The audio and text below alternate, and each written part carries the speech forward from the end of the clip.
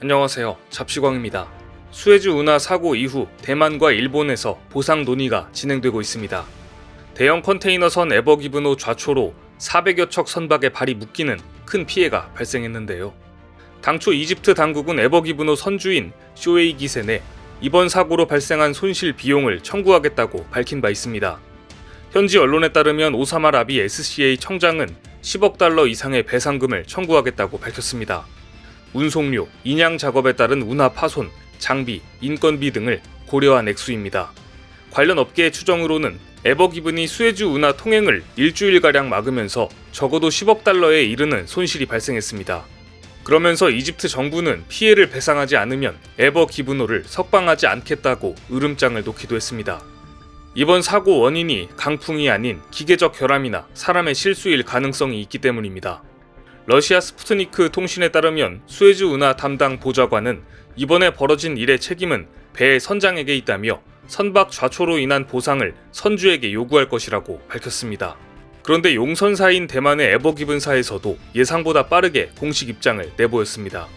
그런데 이 내용이 한 발 빠르게 일본의 뒤통수를 때리는 것 같은데요. 중앙통신에 따르면 대만 창룽해운은 에버기브노가 수에즈 운하에서 좌초하면서 발생한 손해에 대해 일정 책임이 없다고 밝혔습니다. 셰우이 취한 사장은 이번 사고로 인한 배상 책임이 전적으로 선주에 있다는 입장을 분명히 했습니다. 에버기브노 사고는 수송 중에 일어났으며 그럴 경우 계약상 선주인 일본이 책임을 지도록 하고 있다고 설명을 덧붙였습니다. 그러면서 창룽해운이 책임을 지는 것은 화물 자체뿐이며 이는 보험회사가 보증한 범주 안에 있다고 강조했습니다. 대만의 에버기븐사는 모든 책임은 부정하며 사고로 인한 배상 책임은 전적으로 선주인 일본의 쇼웨이 기센에 있다는 입장을 공식적으로 밝히면서 일본과 대만 간의 공방전이 예상되고 있습니다. 뿐만 아니라 이집트에서는 벌써부터 일본 측의 합의를 압박하고 나섰습니다. 책임 소재를 따질 것도 없으니 빨리 배상을 마무리하라는 것인데요. AP통신에 따르면 오사마 라비 SCA 청장은 최근 진행한 인터뷰를 통해 에버기브노의 선주인 일본 쇼에이 기센 가이샤와 배상 문제를 협의 중이라고 밝혔습니다. 그는 이어 배상 문제를 법적으로 가져가면 선주 측이 더 큰 손해를 볼 것이라며 소송 없이 평화적인 해법을 논의하고 있다고 덧붙였습니다. 배상 문제에 관해 일본과 빠르게 합의를 원한다며 목소리를 높인 것입니다. 글로벌 해운 시장에 커다란 위기를 가져다 주었던 수에즈 운하 좌초 사건은 이렇게 마무리되고 있는 것으로 보입니다. 사고는 마무리됐지만 세계 여러 나라에서 이번 사고를 자국의 해상 전략에 유리하게 사용하려는 움직임이 포착되고 있습니다. 중국이 먼저 나섰습니다. 이집트 수에즈 운하 정체를 거론하며 자국 주도의 1대1로 철도 운송망을 띄우는 보도를 내놓은 것입니다.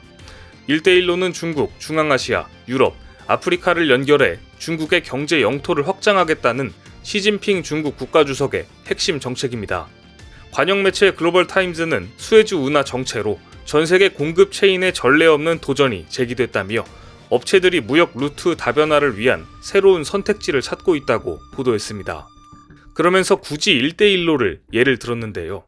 감염병 확산 이후 중국 공장에서 유럽 시장으로 화물과 방역용품을 운송하는 주요 통로로 1대1로가 사용되는 와중에 이번 수에즈 운하 사고까지 터졌다는 것입니다. 글로벌 물류 온라인 서비스 플랫폼 윈치나에 따르면 수에즈 운하 사고 이후 화물열차 운송 분위가 2에서 3배 늘어난 것으로 나타났습니다. 그러면서 중국에서 유럽까지 선박으로는 30에서 40일이 걸리는 반면 열차는 15에서 25일이면 된다고 전했습니다. 수에즈 운하 대신 자국의 1대1로를 세계 공급 체인망으로 활용해야 한다는 논리를 펼치고 있는 것입니다. 글로벌 타임즈는 영국 출신 정치학자 톰 포우디를 인용해 비교적 단기적인 봉쇄였지만 그 여파는 길게 이어질 것이다. 획기적인 대륙간 화물 열차를 도입하고 있는 중국과 러시아에는 힘이 될 것이라는 논리를 펼쳤습니다. 아무리 수에즈 운하에 사고가 났어도 중국이 주도권을 가지고 있는 1대1로 노선에 전세계 화물을 맡기는 것은 위험하다는 생각이 드는데요. 하지만 중국의 이 같은 계획은 성사될 가능성이 거의 없어 보입니다. 일단 미국이 기다렸다는 듯이 딴지를 걸기 시작했습니다. 조 바이든 미국 대통령이 중국의 1대1로 프로젝트에 대항해 미국이 주도하는 거대 경제 블록, 이른바 미국판 1대1로 구축 카드를 꺼내든 것입니다. 최근 조 바이든 대통령은 민주국가들이 주축이 돼 이끄는 1대1로와 유사한 이니셔티브를 만들고 이를 통해 개발이 필요한 지역에 투자해야 한다고 언급했습니다. 중국과 패권 다툼을 벌이는 상황에서 1대1로의 승승장구는 곧 미국의 영향력 축소로 연결되기 때문입니다. 중국과 주변 국가 경제 협력을 확대 방치할 경우 중국의 경제적 영향력이 미국을 압도할 수 있다는 것이 미국의 판단입니다. 실제 미국도 트럼프 정부가 시작한 안보 구상인 인도태평양 전략에 민간 자본 중심의 경제 개발을 한 축으로 넣으며 경제권 확장에 나서왔습니다. 또한 기존에 진행되던 중국의 1대1로 사업 역시 난관에 부딪혔습니다. 홍콩 사우스차이나 모닝포스트에 따르면 15개의 대형 1대1로 프로젝트가 지난해 취소와 지연, 차단, 중단 등으로 각종 어려움에 맞닥뜨렸습니다. 이들 15개 대형 프로젝트의 합산 규모는 24억 달러로 우리 돈으로 약 2조 7천억 원에 달합니다. 여기에는 중국이 아프리카 짐바브웨에서 추진 중인 6억 8천만 달러 규모의 쿤즈비 수력발전소 프로젝트도 포함됐습니다. 해당 매체는 짐바브웨 측이 1천만 달러의 발전소 투자 이행금 납부에 실패하자 중국 수출신용보험공사가 매우 좌절했다고 보도했습니다. 탄자니아와 나이지리아 등 일부 유명 프로젝트들은 부패나 정치 불안으로 중단되거나 취소된 것으로 전해졌습니다. 이와 함께 국가 안보나 지정학적 요인 역시 다수의 1대1로 프로젝트에 부정적인 영향을 준 것으로 파악됐는데요. 호주, 인도, 베트남, 루마니아 등지의 1대1로 프로젝트가 차단된 경우도 있었습니다. 이들은 대체로 중국과 직접적인 갈등을 겪거나 중국과 일정한 거리를 두고자 하는 나라들입니다. 중국 국영 항만 기업인 자오상주의 해외 화물 터미널 인수 계획은 인도와 베트남 당국이 승인을 내주지 않아 보류 중인 것으로 전해졌습니다. 그런데 러시아에서도 수에즈 운하 관련해 새로운 해상 전략을 발표했습니다. 북극해 항로를 수에즈 운하의 대안으로 제시한 것인데요. 북극해 항로는 러시아의 북극해 지역인 카라해에서 시베리아를 거쳐 베링 해협에 이르는 항로입니다. 추운 날씨 때문에 1년 내내 얼음이 얼어 항해가 불가능했는데요. 최근 지구 온난화로 여름에는 얼음이 녹아 항해가 가능해졌습니다. 자연스레 새로운 뱃길로 주목을 끌고 있습니다. 몇 년 전 푸틴 대통령도 북극은 세계 최대의 시장인 유럽과 아시아 태평양을 연결하는 가장 짧은 항로라며 북극해 항로가 비용을 최적화할 수 있는 훌륭한 기회라고 언급했었습니다. 그런데 이번에 수에즈 운하 봉쇄 사태를 맞아 러시아 당국이 북극해 항로 활성화 추진을 다시 시작한 것입니다.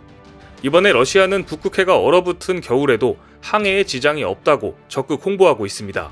그런데 북극해 항로의 중요성이 다시금 수면 위로 떠오르면서 한국 기업들이 또다시 주목을 받고 있습니다. 북극해 항로의 진짜 주역들은 사실상 한국 기업들이기 때문입니다. 최초로 북극 항로 항해에 성공한 선박은 한국의 조선사가 건조한 쇠빙 LNG선입니다. 러시아 관영 타스 통신에 따르면 올해 초 소브콤플로트 쇠빙 LNG선 크리스토프 드 마르주리호가 LNG를 싣고 출항해 러시아 극동 데즈네프 곳에 도착했습니다. 이 배는 한국의 대우조선해양에서 건조한 세계 최초의 쇠빙 LNG선입니다. 쇠빙선 없이 LNG를 운반할 수 있는 선박인 것이죠. 겨울철 북극해 바닷길을 이용해 10일에 걸쳐 LNG 선박의 항해가 끝났는데요. 1월에 LNG 가스 운송은 이번이 처음이었습니다. 겨울철 항해가 가능했던 이유는 현대적인 장비를 사용해 안전성을 높였던 것이 큰 도움이 됐습니다. 북극해 항로의 혹독한 환경을 이겨내는데 한국 조선 기술이 1등 공신 역할을 한 것입니다. 뿐만 아니라 얼마 전 전세계 1위 해운사인 덴마크의 머스크사 선박의 80%가 한국산 선박으로 밝혀지면서 부활의 조짐을 보이고 있는 전세계 해운 업계가 한국 조선 기업들을 주목하고 있습니다. 마찬가지로 대우조선해양이 수혜를 입을 것이라는 전망이 나왔는데요. 머스크가 보유하고 있는 선박 가운데 1만 5천 TEU급 이상 컨테이너선의 절반 이상이 대우조선해양이 건조한 것이기 때문입니다. 머스크 주가가 오르고 실적이 성장할수록 대우조선해양의 주목도가 높아지는 것은 당연한 것입니다. 게다가 머스크가 최근 5년간 인도받은 선박 34척 가운데 한국에서 건조한 선박이 22척으로 무려 79%를 차지합니다. 다른 나라 조선업체보다 한국 업체의 선박 제조 능력이 탁월하기 때문인데요. 일각에서는 머스크사가 세계 1위 해운사를 유지하는 원동력으로 한국산 선박을 고집하는 안목 덕분이라는 이야기까지 나올 정도입니다. 수에즈 사고는 마무리되고 있지만 이후 각국의 치열한 글로벌 해운 경쟁으로 이어지고 있는 가운데 한국의 조선 기업들이 다시금 엄청난 기회를 얻게 될 것으로 예상됩니다. 오늘 준비한 소식은 여기까지입니다. 댓글을 통한 여러분들의 많은 의견 기다리겠습니다. 많은 분들의 생각이 모였을 때 진정 가치 있는 지식이 완성될 것입니다. 시청해주셔서 감사합니다.